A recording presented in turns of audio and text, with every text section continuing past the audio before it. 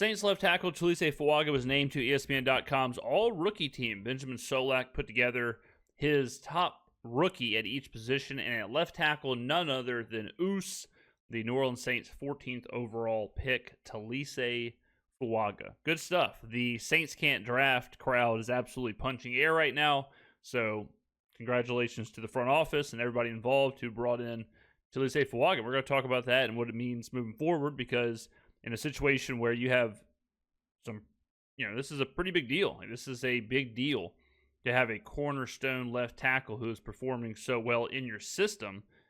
When that system is probably going to be changing, there's a great deal of worry, I guess, that can come with that. But let's talk about Fuaga a little bit. So Fuaga, 17 starts, 84% pass block win rate, 74.1% run block win rate. Let's see here. Benjamin says sorting out the first and second team left tackles was a heartbreaking endeavor. Fuaga, J.C. Latham, Olu Fashanu all delivered on or exceeded their draft billing. Blah, blah, blah. With that said, I found myself most impressed by Fuaga, who I thought would take more rookie lumps transitioning from the right side to the left side and pass setting against NFL pass rushers. Fuaga still has a wart or two in pass protection, but he more than makes up for it with dominant power in the running game and the strength to recover when he loses early in his reps. The future is bright at left tackle in New Orleans. And then on the second team, he gave the nod to Latham over Fashanu. So, yeah, I mean, it's impressive alone that Fuaga was as good as he was, but then when you factor in that he switched positions from right tackle to left tackle, he played his entire career at Oregon State at right tackle, didn't give up a single sack, then immediately is asked to switch to the left. Oh, and the schedule includes Micah Parsons, DeMarcus Lawrence, Myles Garrett, some tough matchups there, and he passed those with flying colors. As a matter of fact, he embarrassed Parsons and Lawrence so much that he was named the number 1 overall rookie after week 2. So going in after that performance, not just for offensive linemen, but he was considered the best rookie in the entire class. And obviously that changed. And then Myles Garrett, in the Myles Garrett game, he did not record a stat. Myles Garrett, he didn't record a pressure, didn't record a tackle, didn't record a sack, didn't record a hurry, didn't record anything. So the two biggest challenges of Fuaga's season, and he passed with flying colors. Now, if you look at the PFF grades that we have pulled up, so Fuaga was, there was some blemishes. I mean, he gave up 6 sacks. Let's see here. He gave up 6 sacks. He gave up 24 hurries. He had a lot of penalties. Penalties really hurt him. Let's see. He had, So this is 10 penalties. And then if you look at like the efficiency grades and some of this other stuff in PFF, the EFF is their pass blocking efficiency, a PFF signature stat measuring pressure allowed on a per snap basis with weighted toward sack allowed. So 6 sacks allowed is kind of high.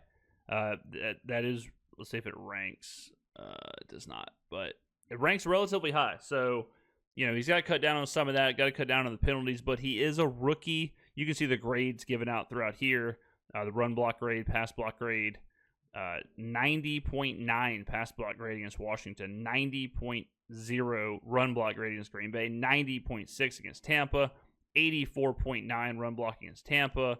I mean, this is very impressive. Overall, his overall grade was 65.7, 69.5 run block, 62.2 pass block, which are relatively average. So, really good stuff, and no doubt about it, he was drafted to fit a system. We knew that whenever he got drafted. We talked about it, how he was the prototype for what Clint Kubiak wanted to do running the football. And Clint Kubiak, I'll say this, for as bad as the Saints were, and they were bad, for as many moving pieces as he had, whether it was Hainer or Carr or Rattler or Bud Means or Mason Tipton or Dante Pettis or Chris Olave, or if it was Alvin Kamara or Taysom Hill or Jordan Mims or Jamal Williams, like the amount of people that were moving around and starting and not starting, waived and cut, and Connor McGovern, Kubiak had this running game pretty good.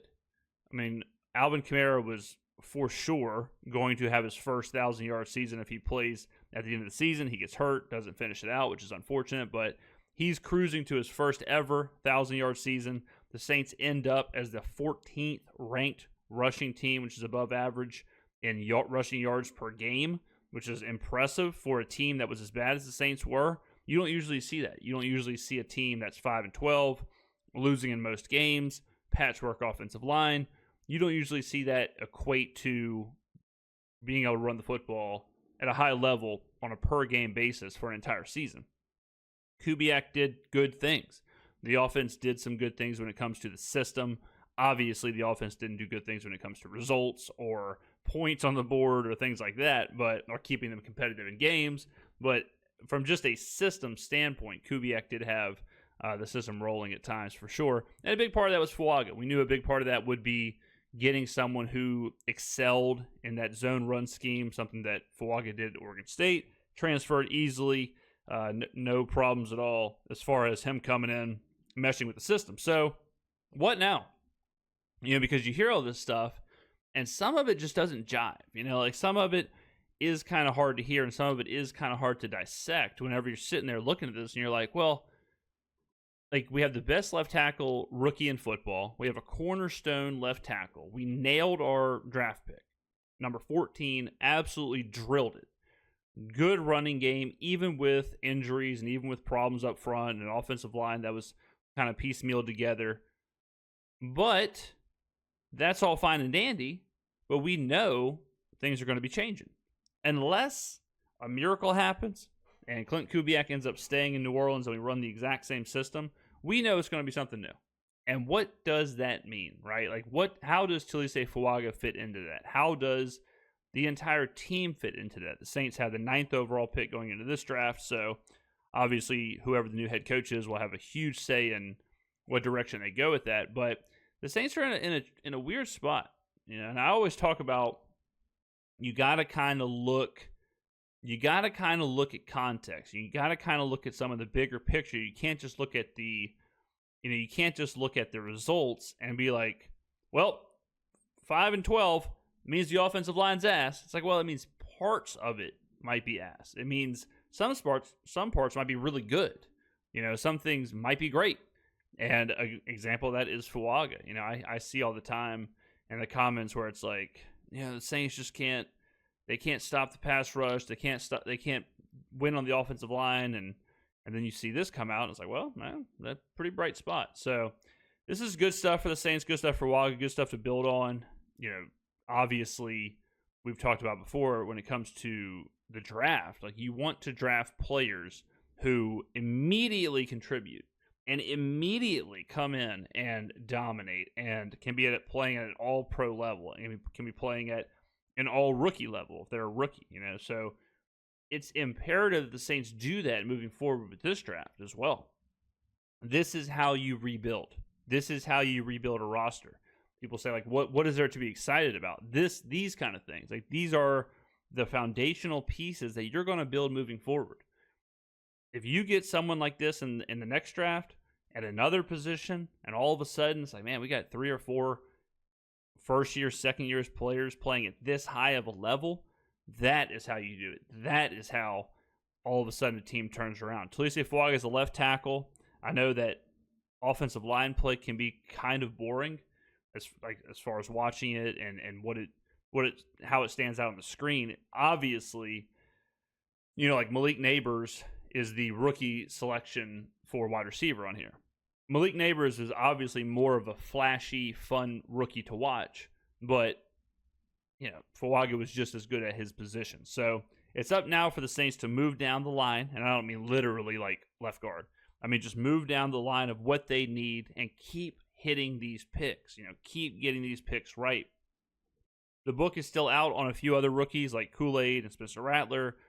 Kool-Aid had some really down moments this year. I think when you're playing defensive back, those down moments stand out way more than a left tackle. So Kool-Aid got a lot of criticism for some glaring weaknesses at times. The Saints need everything. They need literally every single position pretty much. So you kind of got to throw a dart. And the goal is no matter where they throw that dart, I don't care if they draft a wide receiver. I don't care if they draft a defensive lineman. I don't care if they draft a safety. I don't care. All I care about is that player comes in and makes an immediate impact. We do not have time to develop. We do not have time for our project. We do not have time for any of that. Come in, play 17 games, or hopefully more if we make the playoffs. Play 17 games, play every snap, or as many snaps as possible, and dominate at your position. So that's what the Saints had to do moving forward. It'll be interesting to see what happens with Fuaga as far as the system. When you have a player like this at such an important position playing so well, you hope that the system maintains a little bit of what they can do. I would hate to see a system come in that doesn't play to Fuaga's strengths, and all of a sudden, like, we have this great piece who just kind of gets lost in the transition of whatever we're going to do next. So, but it's a good thing to have, and it's a good thing to build a roster around when you have your cornerstone left tackle. So, if you're counting at home, you can go ahead and put the check mark next to left tackle. We're good there as far as the Saints roster. So, good stuff for Taliese Fuaga. Congratulations. We put our ones up. We acknowledge the tribal chief. We are Oos. We believe in Taliese Fuaga, so good stuff there. Ladies and gentlemen, get on down in them comments below. Let me know what you think. Left tackle's taken care of. So where should the Saints go in the draft this year? Thank you for watching TGIF, and I will see you in the next video.